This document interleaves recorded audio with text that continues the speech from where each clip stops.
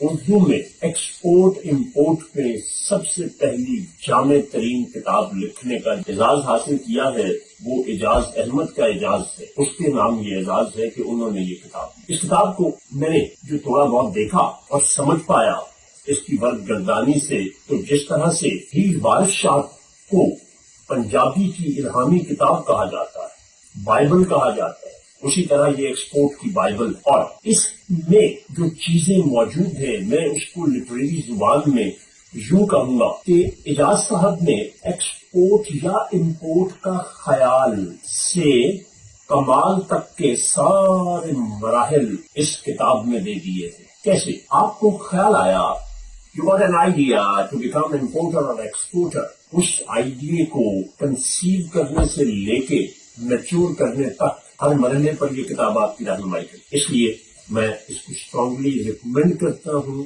اور خاص طور پہ محب وطن پاکستانیوں کے لیے. دنیا میں پاکستان کے اعتبار سے دیکھیں تو آپ کوئی بھی کام کریں، کوئی بزنس کریں، اس میں جتنی لٹیگیشن، جتنی پرابلمز اور جس قدر پروسیجرز انوالو ہیں، ایکسپورٹ میں نہیں ہے. یہ تو آپ کی ذات کے لیے فائدہ ہے. اگر آپ بزنس کی سطح پہ دیکھیں تو کہتے ہیں you can only make profit when you cross the border.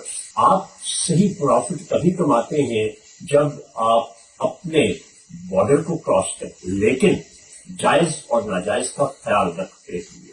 Through export جب آپ بارڈر کراس کریں گے تو آپ کے ملک کا بھی فائدہ ہوگا، آپ کا بھی ہوگا. تو اس کتاب کو ضرور دیکھیے. بہت شکریہ.